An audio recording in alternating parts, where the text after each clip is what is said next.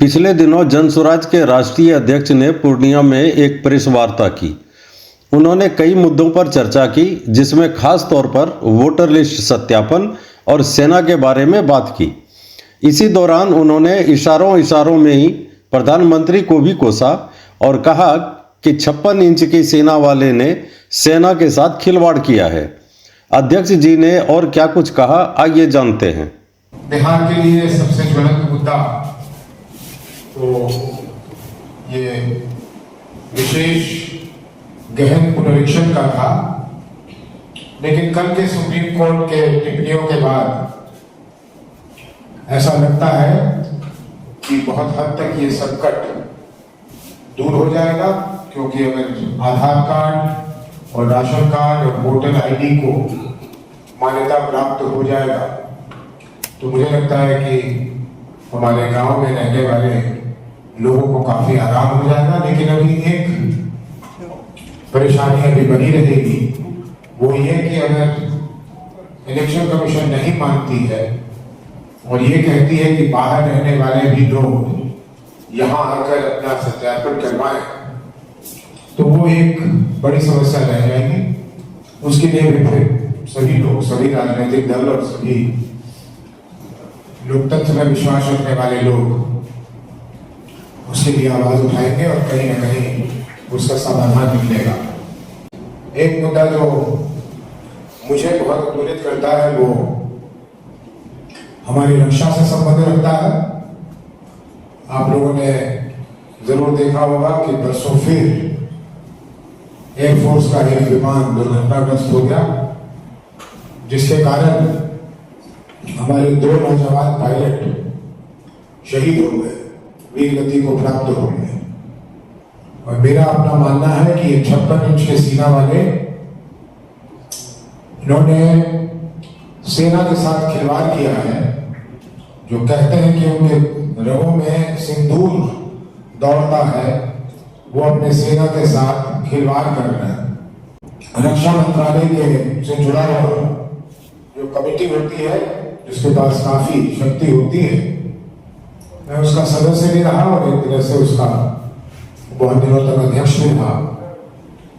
तो मुझे मालूम है कि हमारे सेना के साथ कितनी नाइंसाफी हो रही है। उनके जज्बा, उनकी बहादुरी, उनका देश प्रेम, इसमें तो जो कुछ कहा जाए वो कम है। और जिस बहादुरी के साथ, जानते हुए कि उसमें उनके लिए जोखिम है, वो करते हैं, उसको शब्दों में बयान नहीं किया जा सकता। एक जहाज है, आप सब लोगों ने नाम सुना होगा, उसे MiG-21 कहते हैं, बहुत पुरानी जहाज है, MiG-21।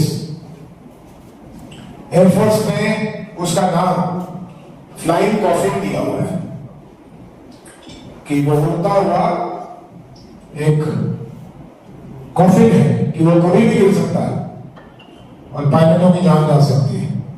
वही हाल इस जैगुआर का है। ये 40 साल पुराना जहाज है और अभी पाकिस्तान के साथ जो हमारी मुठभेड़ हुई, हमारी सेना की बहादुरी की कोई बात ही नहीं है। वो नामुमकिन को मुमकिन कर सकते हैं। लेकिन हम लोगों ने देखा कि पाकिस्तान के साथ लड़ाई भविष्य में वो परोक्ष से चीन के साथ ही लड़ाई है और चीन उनको हर तरह की सहायता पहुंचा सकता है और पहुंचा रहा है। मुझे लगता है कि हमारे 56 इंच वाले को अब ये वोट की राजनीति बंद कर देनी चाहिए कि ये 4 किलो और 5 किलो अनाज दिया जाता है और एकाग्रता के साथ हमारे सेना की आवश्यकताओं को पूर्ण करने की प्रयास करनी चाहिए। एक सरसरी आंकड़ा आपको दे दूं, हमारे डिफेंस का बजट 6.25 लाख करोड़ रुपए। सुनने में ये ठीक ठाक लगता है, लेकिन साल दर साल जीडीपी के रेशियो के हिसाब से हमारी डिफेंस बजट को कम कर दिया गया है और इस बारी वो 2% से भी कम है, 1.9%।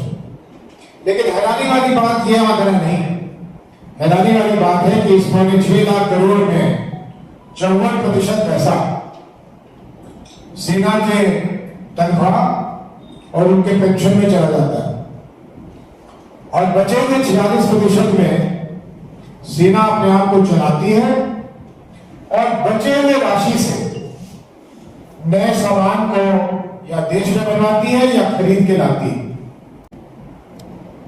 और ऐसे में आप समझ सकते हैं कि बहुत ही कम धनराशि बच जाता है जिससे हमारे सेना की आधुनिकीकरण हो सकती है। तो ये एक बहुत बड़ा चिंताजनक मुद्दा है और ये दिल्ली और बम्बई का मुद्दा नहीं है, ये पूर्णिया का मुद्दा है, ये किशनगंज का मुद्दा है, ये हमारे लोगों के बीच ले जाने का मुद्दा है। इसलिए मैं आप लोगों से आग्रह करूंगा कि इस बात पर भी चर्चा होती रहनी चाहिए कि हम अपने सेना के बहादुरी पर तो नाज करते हैं और करते ही रहेंगे, क्योंकि उन्होंने कभी हमें हमारा सिर नीचे नहीं होने दिया है, लेकिन उनके लिए हम क्या करते हैं इस पर बात जरूर होनी चाहिए।